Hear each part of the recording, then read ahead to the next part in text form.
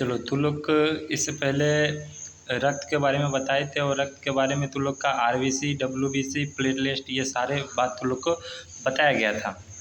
आज देखते हैं कि रक्त समूह इसको हम लोग इंग्लिश में ब्लड ग्रुप कहते हैं। क्या कहते हैं? Blood group.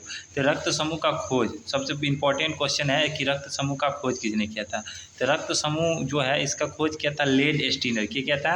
लेड एस्टीनर ने किया था। तो रक्त समूह का खोज किसने किया था? लेड एस्टीनर। और इससे तू लोग को बताए थे कि रक्त कितने चीज़ों से मिलकर बना होता है। मेल में ब्लड की मात्रा कितनी होती है, फीमेल में ब्लड की मात्रा कितनी होती है, मेल में हीमोग्लोबिन की मात्रा कितनी होती है, फीमेल में हीमोग्लोबिन की मात्रा कितनी होती है, ये सारा बात तुम लोग को बताए थे। आज देखते हैं कि रक्त समूह का खोज किसने किया था। तो रक्त समूह का खोज करने वाला वैज्ञानिक कौन है? लेड एस्टीनर। कौन है? लेड एस्टीनर। और रक्त समूह को 4 भागों में बांट दिया गया है। कितने भागों में बांटा गया है? 4 भागों में बांट दिया गया है। तो रक्त समूह को कितने भागों में बांटा गया है? 4 भागों में। Group A, group B, group A B और ओ। ऐसे ए बी पॉजिटिव भी हम कहते हैं और ओ निगेटिव भी होता है। जैसे ए में ए पॉजिटिव भी होता है, ए निगेटिव भी होता है। बी में बी पॉजिटिव भी होता है, बी निगेटिव भी होता है। और ए बी पॉजिटिव भी होता है, ए बी निगेटिव भी होता है। और ओ पॉजिटिव और निगेटिव दोनों होता है। तो ये सारा जो ये ब्लड ग्रुप है इसमें दोनों क्रिया होती है, ए पॉजिटिव भी रहता है, ए निगेटिव भी रहता है। जैसे अगर कोई व्यक्ति है, अगर उसका पिताजी का ग्रुप ए है तो ये निश्चित नहीं है कि उसका जो बेटा है उसमें ग्रुप ए ही रहेगा, या ग्रुप बी भी हो सकता है, ए बी हो सकता है। ये अब जो ग्रुप ए बी और ओ होता है तो ब्लड ग्रुप को कितने भागों में बांट दिया गया है? 4 भागों में।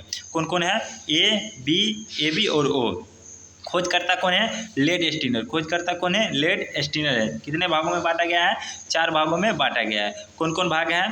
तो ए बी पॉजिटिव और ओ निगेटिव। अब ए बी पॉजिटिव कब पूछा जाता है? तो ए बी पॉजिटिव पूछेगा कि जब बढ़िया एग्जाम होगा तो उसमें ए बी पॉजिटिव, जैसे दरोगार के एग्जाम में ए बी पॉजिटिव पूछ दिया जाता है, ओ निगेटिव। लेकिन तू लोग को नॉर्मल पूछेगा कि सर्वग्राही किस ग्रुप को कहते हैं। तो सर्वग्राही का मतलब होता है कि जकरा में ए बी पॉजिटिव रहेगा उस सबको मतलब सबसे ब्लड अपना और ग्रहण कर लेगा। मतलब अगर मानो कि अगर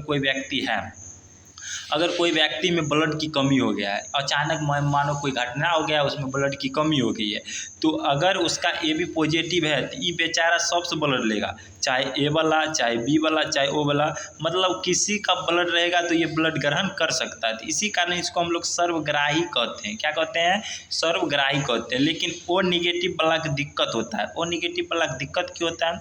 तो ओ निगेटिव वाला सबका दान कर सकता है। मतलब अगर एकरा जरूरी है तो ओ निगेटिव वाला दान कर सकता है, बी वाला की जरूरी है तो बी वाला की दे सकता है, ए बी पॉजिटिव वाला मतलब जकरा जरूरी है वो सब ओ निगेटिव की कर सकता है, ब्लड दे सकता है। इसी कारण हम इसको सर्वदाता कहते हैं। मतलब से सबको दान करता है, की कहते हैं? सर्वदाता कहते हैं। इसको डोनर कहते हैं। क्या कहते हैं? डोनर कहते हैं। इंग्लिश में इसको डोनर लिखा रहेगा, कभी कभी क्वेश्चन आ जाता है। तो रक्त समूह का खोज किसने किया था? तो लेड एस्टीनर। किसने किया था? लेड एस्टीनर। रक्त समूह को कितने भागों में? रक्त समूह को इंग्लिश में ब्लड ग्रुप क्या कहते हैं? ब्लड ग्रुप कहते हैं। रक्त समूह को क्या कहते हैं? ब्लड ग्रुप कहते हैं। तो इसका खोज करता है लेड एस्टीनर है। इसको कितने भागों में बांट दिया गया है? 4 भागों में बांटा गया है। कौन कौन भाग है? तो ए बी पॉजिटिव और ओ निगेटिव है। किसको सर्वग्राही कहा गया है? मतलब सबको ग्रहण कर सकता है। ए वाला से भी ब्लड ले सकता है, बी ओ वाला से ब्लड ले सकता है, ए बी वाला से भी ब्लड ले सकता है, ओ वाला से भी ब्लड ले सकता है। तो ये ए बी पॉजिटिव है। ओ निगेटिव सबको दान दे सकता है। ओ निगेटिव ब्लड कौन दे सकता है? ओ निगेटिव ब्लड दे सकता है। अब ये हो गया तो लोग ब्लड ग्रुप हो गया। अब उसके बाद है कि सर्कुलर मोशन, मतलब रक्त परिसंचरण, ब्लड सर्कुलर। तो रक्त परिसंचरण कहते किसको है? मतलब ब्लड हमारे शरीर में जाता कैसे है? तो हम लोग ये जानते हैं कि रक्त बनने की प्रक्रिया ये कहाँ होती है? तो अस्थि मज्जा, बोन मैरो में रक्त बनता है। कहाँ बनता है? बोन मैरो में रक्त का निर्माण होता है। और जो बच्चा जन्म नहीं लिया रहता है, मतलब जो बच्चा गर्भावस्था में रहता है, उसमें ब्लड कहाँ बनता है? तो उसमें ब्लड लीवर के मेसोडर्म में बनता है। कहाँ बनता है? लीवर के मेसोडर्म में। लेकिन जो बच्चा जन्म लिया है, जैसे हम लोग में ब्लड कहाँ बनता है? तो हम लोग में ब्लड अस्थि मज्जा में बनता है। जो हड्डी का जोड़ होता है ना, उसी को हम लोग अस्थि मज्जा कहते हैं। वहाँ ब्लड का क्या होता है? निर्माण होता है। तो अब ब्लड परिसंचरण तंत्र क्या होता है? कि जिस माध्यम के द्वारा रक्त हमारे शरीर में घूमता है उसको हम लोग परिसंचरण तंत्र कहते हैं। क्या कहते हैं? परिसंचरण तंत्र कहते हैं। इसका खोज करने वाला था विलियम हॉर्वे। किसने किया था? विलियम हॉर्वे ने। तो रक्त परिसंचरण तंत्र का खोज किसने किया था? विलियम हॉर्वे ने किया था। लेकिन क्वेश्चन पूछा जाएगा कि ब्लड ग्रुप का खोज किसने किया था? तो लेड स्टीनर। किसने किया था? Landsteiner. तो रक्त जिस माध्यम के द्वारा हमारे शरीर में जाता है उसी प्रक्रिया को हम लोग क्या कहते हैं? रक्त परिसंचरण तंत्र कहते हैं। और रक्त परिसंचरण तंत्र ब्लड हम लोग के शरीर में जो जाता है वो दो माध्यम से। इसमें सबसे पहला भूमिका निभाती है कौन? धमनी। कौन नस निभाती है? धमनी। और एक नस होती है सीरा, जो हमारे शरीर के अंदर से नस गई रहती है उसको हम लोग धमनी कहते हैं।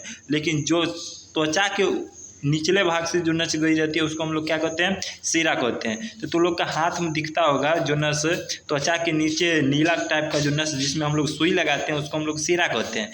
लेकिन जिसमें जो प्रेशर से जिसमें ब्लड ज़्यादा प्रेशर से 120 प्रेशर से जाता है, कितना जाता है? 120 प्रेशर से, उसको हम लोग धमनी कहते हैं। तो ये दो नस है जिसके द्वारा ब्लड क्या होता है? सर्कुलर होता है, परिसंचरण होता है। तो यही प्रक्रिया को हम लोग परिसंचरण कहते हैं।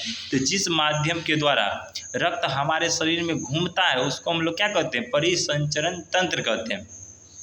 रक्त परिसंचरण तंत्र का खोज किसने किया था? विलियम हॉर्वे ने किया था। किसने किया था? विलियम हॉर्वे ने किया था। अब देखते हैं कि रक्त कैसे जाता है। तो ये हृदय हुआ, क्या हुआ? इलायत खाए वाला दिल है, पहले ये बता देते हैं। ऐसे होता नहीं, ऐसे तुम लोग को समझाने के लिए बताएं ये कैसा है? इलायत खाए वाला। अब ध्यान दो, जब ब्लड 120 प्रेशर से निकलता है तो सबसे पहले महाधमनी कहाँ जाता है? महाधमनी, मतलब ये ज़्यादा मोटी नस होती है। अब तुम ही लोग बताओ कि अगर हम लोग पानी बहाने के लिए अगर पानी ज़्यादा प्रेशर में होता है तो फीता पतरका हो चाहिए कि फीता मोटका हो चाहिए? मोटका हो चाहिए, क्योंकि बड़ी तेज जाएगा पानी, अब पतरका रहेगा तो फट जाएगा। उसके बाद जाता है धमनी, उसके बाद कहाँ जाता है? छोटी धमनी। उसके बाद केशिका। कोशिका इसको नहीं कहना है, इसको ये क्या है? केशिका है। कैपिलरी इसको इंग्लिश में कहते हैं। क्या कहते हैं? कैपिलरी। इसको हम लोग केशिका कहते हैं। तो यहीं पर शुद्ध ब्लड और अशुद्ध ब्लड मिलता है। तो क्वेश्चन पूछा जाएगा कि शुद्ध और अशुद्ध ब्लड कहाँ मिलता है? तो केशिका में। कहाँ मिलता है? केशिका में। शुद्ध और अशुद्ध ब्लड कहाँ मिलता है? केशिका में मिलता है। उसके बाद ब्लड कहाँ आता है? महाशिरा, उसके बाद शिरा, उसके बाद छोटी शिरा, फिर कहाँ ब्लड चला आता है? हृदय में। तो ये हृदय से ब्लड जाता है, इसके द्वारा शुद्ध ब्लड जाता है, फिर अशुद्ध होकर फिर कहाँ आता है? हृदय के पास आता है। अब देखते हैं धमनी होता क्या है। तो वैसे नस क्या होता है? वैसे नसें जिसकी माध्यम से रक्त 120 प्रेशर से बाहर निकलता है उसको हम लोग धमनी कहते हैं। मतलब वैसे नसें जिसके माध्यम से ब्लड कितना प्रेशर से निकलता है? तो 120 प्रेशर से बाहर निकलता है उसको हम लोग क्या कहते हैं? धमनी कहते हैं। लेकिन वैसे नस जिसके माध्यम से ब्लड 80 प्रेशर से रक्त जाता है उसको हम लोग क्या कहते हैं? सीरा कहते हैं। ये 80 प्रेशर से। तो इसी कारण जानता है तो जो बीपी होता है, बीपी ब्लड प्रेशर कितना होता है? 120/80 होता है। तुम लोग को पता है बीपी मतलब ब्लड प्रेशर, रक्तदाब। क्या होता है? रक्तदाब। तो रक्तदाब कितना होता है? 120/80। रक्तदाब बीपी कितना होता है? 120/80 होता है। तो 120 प्रेशर से ब्लड निकलता। अब सोच लो कितने तेज़ी से ब्लड। और तुम लोग देखा होगा मुर्गा, देखा मुर्गा?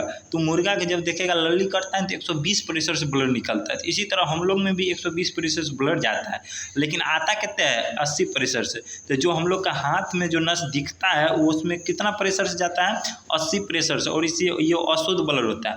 अब अशुद्ध ब्लड क्यों होता है? तो अशुद्ध ब्लड होने का कारण है कि जिसमें ऑक्सीजन नहीं रहेगा। क्या नहीं रहेगा? ऑक्सीजन। अगर ऑक्सीजन नहीं है तो वो अशुद्ध ब्लड कहलाता है। लेकिन जिसमें ऑक्सीजन रहेगा उसको हम लोग शुद्ध ब्लड कहते हैं। क्या कहते हैं? शुद्ध ब्लड। तो धमनी जो है, ये धमनी, तो धमनी के द्वारा शुद्ध ब्लड जाता है। क्वेश्चन पूछेगा तो ये सब बोलना नहीं है। धमनी के द्वारा कौन ब्लड जाता है? शुद्ध ब्लड। शिरा के द्वारा कौन ब्लड जाता है? अशुद्ध ब्लड। शिरा के द्वारा कितने प्रेशर से? 80 प्रेशर। और धमनी के द्वारा कितने प्रेशर से? 120 प्रेशर। बोलो हृदय से ब्लड, शुद्ध ब्लड कैसे निकलता है? पहले महाधमनी, उसके बाद धमनी, उसके बाद छोटी धमनी, उसके बाद केशिका। बोलो शुद्ध और अशुद्ध ब्लड कहाँ मिलता है? केशिका में। शुद्ध और अशुद्ध ब्लड केशिका। कहाँ मिलता है? केशिका। उसके बाद महाशिरा, शिरा और छोटी शिरा, फिर कहाँ चला जाता है? हृदय। ये कौन हृदय है? लायत खाए वाला। कौन हृदय है? लायत खाए वाला है ये। तो रक्त समूह का फिर देख लेते हैं। ब्लड ग्रुप का खोज किसने किया था? Landsteiner. रक्त समूह